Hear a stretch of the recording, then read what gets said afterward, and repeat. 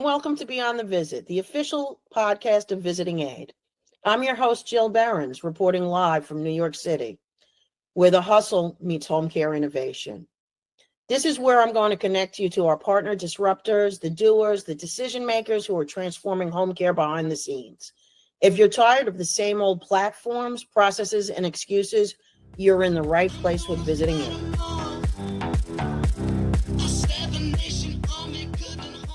Welcome back to Beyond the Visit, the podcast where we pull back the curtain on what's really shaping the future of home care. I'm your host, Jill Perlmutter-Behrens, Chief Operating Officer of Visiting Aid. And today I am thrilled to be joined by a true industry leader, Allan Levine, Senior Vice President of Growth and Revenue at Nevvon, one of Visiting Aid's most valued partners. We're diving into how agencies can stay compliant, train caregivers effectively, and use technology to save time, reduce stress, and improve care outcomes without adding extra admin headaches. Allan, welcome to the show. If you don't know you yet, can you share a little bit about your journey into the home care training space and what brought you to Nevvon? Yeah, great question. Again, thank you very much for having me. Super excited to be here. This is my third stint in healthcare. I met, for those of you who don't know, James Cohen, who's the CEO of Nevvon. We actually met doing a fitness challenge, raising money for a dementia hospital back in 2018 or 19. I can't exactly remember when it was, right when Nevvon was getting off the ground. And we struck up a friendship first to tell me his journey and what they were doing with Nevvon. Classic entrepreneur. When he had made an exit from his agency, his biggest pain point was around this idea of having to bring caregivers into the boardroom. And his company, Maven Care, had 6,000 caregivers. Classic entrepreneur. There's got to be a better way. And that was the birth of Nevvon. And when I met him right around that time, he was one of the co-founders of the company. It was a very easy story to buy into. I had two previous stints in healthcare. One was in pharma, and the other one was in dental, actually, in dental hygiene startups. And obviously, you know, when you look at the market and you look at what's happening in home care and the elderly, healthcare and home care is a great place to be. It was very easy to get behind somebody like James and the story that he had. But more importantly, I was a family caregiver around that time myself. So I was experiencing a lot of the pain points that our caregivers and our users and our home care providers have at that time. Things like, how do I do basic things that I simply did not know how to do? And I had no good resource to turn to. So not only did I see, frankly, a business opportunity, but for me personally, I saw this just like, it was like an aha moment for me. Like, wow, this is a great resource to have access to. And the motto of Nevvon is better training, better care. And that resonated with me. Fast forward to 2021, when I started full time with Nevvon, and, we were growing really, really fast. It started to become just easy to buy into. This industry is very small in the sense that we all know each other. Everybody works together. Even competitors know each other, and we all work well together.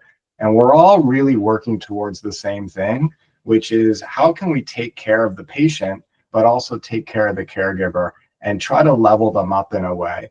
I'll never forget, I was at a conference, and I can't remember who it was, but one of the CEOs of one of the large home care providers around that time said, as an industry, we need to treat the caregiver like Starbucks treats the barista and really level them up. And Nevvon, that's what we do. We really want to level them up through a training apparatus that really makes them feel good. It leads to better recruitment. It leads to better retention, and it solves all sorts of pain points for the caregiver and the provider. But it's really about what can we do for the caregiver to make them better. And that's how I got involved back in 2019. That's an amazing story, and such a like-minded approach. When I was an operator, my main focus was making sure that the caregivers had everything they needed to be successful, all the training for the different types of clients. I ran a hospice, I ran Alexa. Education was key. So Nevvon is known for making compliance training accessible, multilingual, and mobile first. Can you tell me what differentiates Nevvon from other training solutions? There are a lot of great products in the market. We believe, I think the proof is in the pudding in terms of some of the awards that we've received and the feedback that we've got. We do believe that we're industry leading. There are a lot of different things that differentiate us from our competitors. I would start with, one of our values is to keep everything simple, from the app to our conversations to how we treat the caregiver, to the training. It's very much simple. The caregiver is in the center of our stakeholder map. So when we create all of our content, and it's probably our largest team within the company itself, we're very much trying to keep it simple. So it's interactive, it's gamified. For a non-medical caregiver, it's at, roughly a grade 5, 6 learning level. We translate to 16 different languages, and we do it with native speakers. We do not use AI. Yes, AI is a great tool. AI for translations is not there yet. And a story I can share is we were testing AI recently, and I don't remember what language it was, but Google translated a word to fatties. And you can't have that. It was wrong, and you can't have that in content. You need to be respectful, especially when you're thinking about dialects like Chinese. Google AI does not translate properly at all. So we still use native speakers for AI. I'm sorry, for translations. Content is gamified. It's fun. It's different. It's interactive. You can't press play and walk away. We truly believe the learner needs to learn. So they need to interact with the system constantly. So that's the content side of things. Our library now is thousands of lessons. We've grown well beyond compliance. In the home care market specifically, we can provide, we're in 42 states, I believe, at this point in time. There isn't a compliance topic that we don't have, and our content library has grown way beyond compliance to, mentorship as an example, which leads directly back to retention. And we did a project in the state of Massachusetts with 26 home care agencies where we rolled out our mentorship program, and over 2 years we saw retention grow from 66 to 97%, as an example. We have value-based content in there. We have how to communicate in there. We're growing a leadership side of things. So the content library has everything you need for home care specifically. And then we have home health and hospice and facilities and the like. That's just on the content side of things. On the technical side of things, this is truly where we lead. We're integrated with numerous different systems. I think with Visiting Aid as an example, which is one of our better integrations, we have things like roster porting. So think about from the provider standpoint, our shared customers, we want to make things simple. So when a new hire comes in, it can automatically come right into Nevvon. It can automatically be put right into a custom learning path. The caregiver will reach out to them right away. They can start and finish their training. That's our job, to make sure that the caregiver downloads the app if it's necessary, starts their training, and finishes their training. So that whole process, that whole workflow is completely automated from new hire right through to payroll. So that provider can really focus on providing care and the scheduling and all those other pain points that they have internally.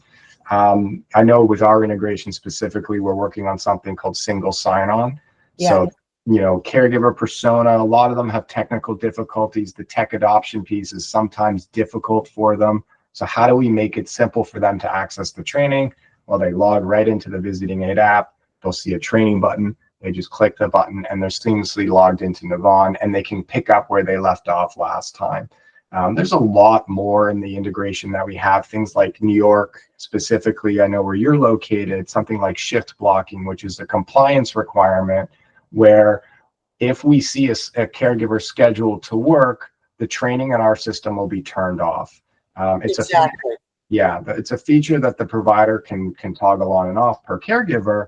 But, from a compliance perspective, a lot of providers don't want their caregiver doing training while they're scheduled to work.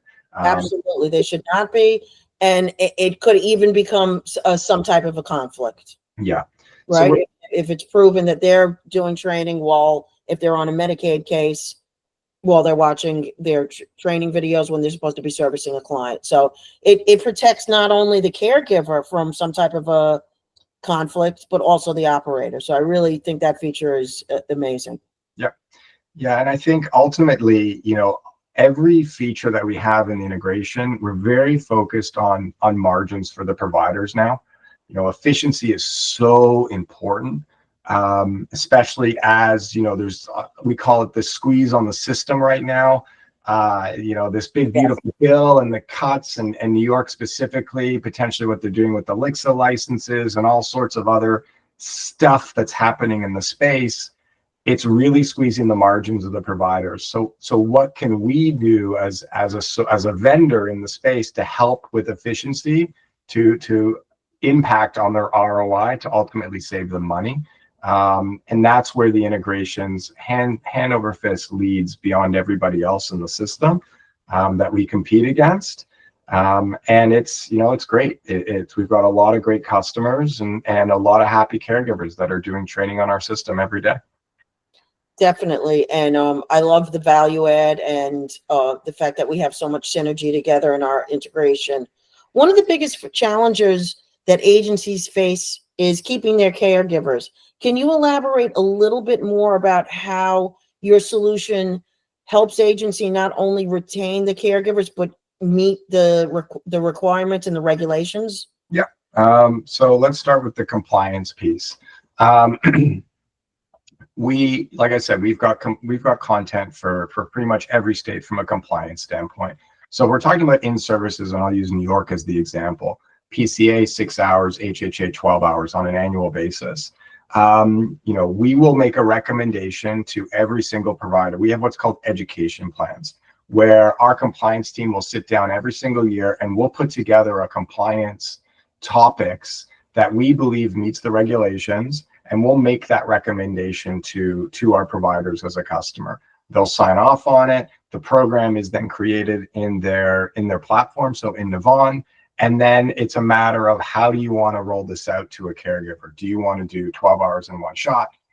I'm using HHAs as an example. Do you want to do 1 hour a month? Do you want to do 3 hours a quarter? Whatever it is, our system is flexible in that way. So we set up the program, and then we go and we launch. So let's say it's January 1st and we launch a new program with a customer. Our team, this is one of the services that you get from us, and it's a fully baked solution. It's part of what you pay for with us. Is our team, our account managers, everybody has a dedicated account manager, and that account manager's job is a lot, but really it's around 3 things. Making sure that the caregiver downloads the Nevvon app if it's necessary. In single sign-on, they don't need to do it. So with the Visiting Aid as the example, in a few months, they won't need to do that. Starts their training, finishes their training. And we go as deep with our customers to customize with each customer. What type of language or message do you want us to send to your caregiver? So we have different messages. At the start of the training, it's very nice, and it's, hey, your training is assigned. You're getting into October, November, Q4, when you always have those laggards that are sitting there that haven't started their training yet. Well, we can push some unique messaging to those caregivers to make sure that they do their training. And then we can get really creative with some incentive plans, as an example. Rewards and recognition as well. We're fully integrated with the rewards and recognition engine to really get the caregivers over the finish line from a compliance standpoint. Nobody can say they're at 100% compliance. It's just not feasible with the sheer amount of turnover that we have in the space. But we're pretty confident in saying we can get most of our customers at or around 90% completion rate, which is really, really good. And we have the data to show that. Retention, huge pain point in the industry, recruitment and retention. There's no doubt about it. We know that 93% of employees would stay longer with their employer if they invested in learning and development. So that's one way. Just do it. Beyond compliance, what else can you provide your caregiver from an upskilling perspective or professional development to make them want to stay? They want to feel valued. They want to feel part of the culture. What else are we doing? Mentorship, like I talked about before, has a direct tie back to retention. We grew 27 agencies. It represents 3,000 caregivers. We took them from 66 to 97% retention. Fortunately or unfortunately, depending on how you look at it, sometimes you do have to throw money at the problem.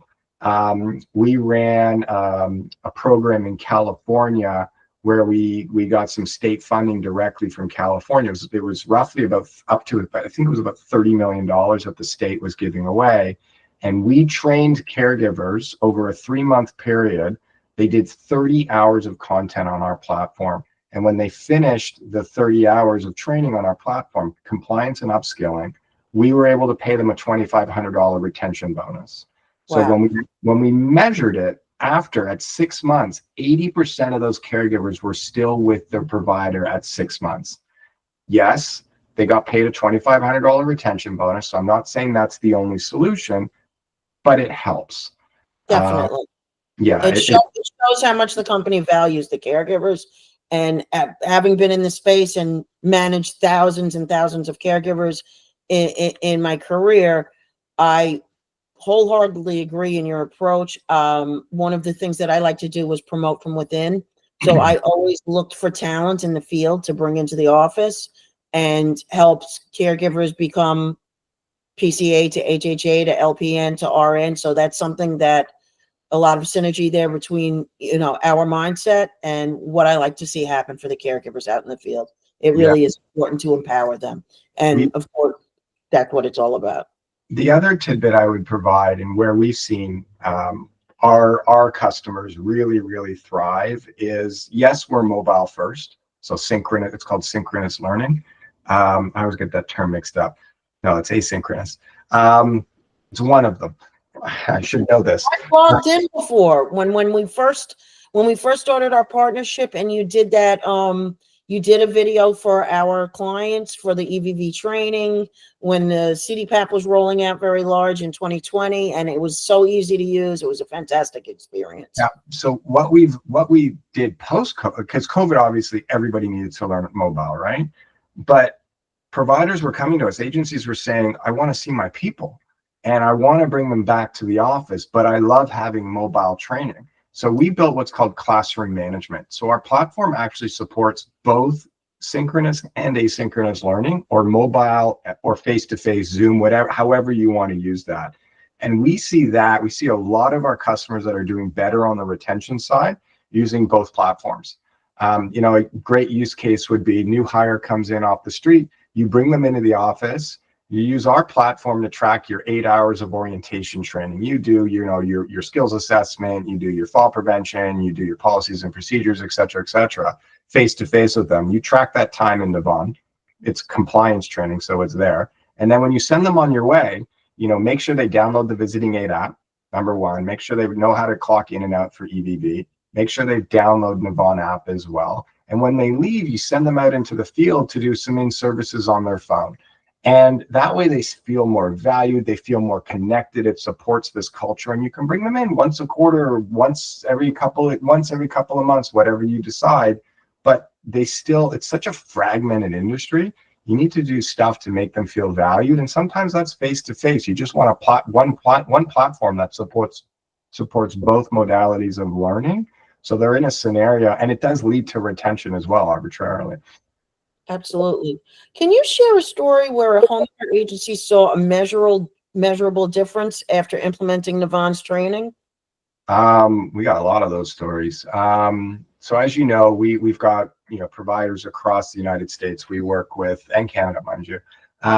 We work with providers that are small, mom and pop operators just getting off the ground and going, that need a training solution, right up to the largest enterprise space in the space. The largest providers in the space. So recently we did, let's talk ROI, right? We're talking margin, Medicaid, squeeze, all of that type of stuff. We just finished an ROI analysis for a customer that they saw an 8.5 time return on their Nevvon investment with respect to the return on their investment in terms of cost savings from an efficiency standpoint, in terms of payroll costs, and all sorts of measurable impact we had. They also saw an incremental increase in retention. So that increase in retention saves on the rehiring costs by rolling out a platform like us. A great story I can share. There was a customer, they were in Texas, and they had 12 people dedicated to learning and development. Big team, supporting thousands of caregivers in the state of Texas. They rolled Nevvon out, and when they rolled us out using our classroom management platform, they were able to take their 12-person L&D team, cut it down to 2, because everything was automated. They no longer had to go into the home to validate the caregiver, to train the caregiver. They had people in the field all the time. They centralized their learning, took 12 down to 2, and then put the other 10 people into what they called retention-focused roles. So now you had a team of 10 people dedicated to just retaining a caregiver. So obviously the retention went up, and all of their training was fully automated. We talked about 90% compliance, ROI. There's a lot of different stories we can talk about from that perspective. Well, I'm sure we're going to exchange a lot of stories at the conference that you invited us to. We're very excited to attend. Very excited. The industry's changing so fast. Do you have any idea of what's ahead in the next coming year? I think the next coming year is going to be very, very interesting. We've got this looming cut that's coming after the midterms next year around Medicaid. I think between now and then, there's going to be a lot of M&A, a lot of mergers and acquisition. I think we're seeing a lot of consolidation in the space. I think, providers should be thinking about, what's coming next and how do I get ahead of it? So how can I make my organization more efficient? How can I improve my margin? If people out there that are looking to buy and sell, we see it all the time. From a compliance standpoint, you got to make sure who you're buying is compliant from a training perspective and from everything else. And if you want to sell, one of the first things that a buyer is looking for is, are they compliant from a training perspective, and all the other checks and balances that they need to do. Retention is a cost strategy for sure. Again, the squeeze is coming. The caregiver shortage is unfortunately only getting worse. We're seeing a lot more family caregivers come into the space as well. I think they announced the other day, there was an article, I think AARP came out with, there's now 65 million family caregivers. So they're becoming, I'm a family caregiver. I was taking care of a family member for many years. I know what it's like to be in those shoes. And it's only becoming more and more important. And then there's this looming thing out there called AI that everybody's talking about that is going to make us all more efficient in a good way, I hope. We use it every day within our company, and we're looking at ways that it can make us better. We're looking at ways that it can make the caregiver's life better, the provider's life better. So definitely think about, again, technology as well.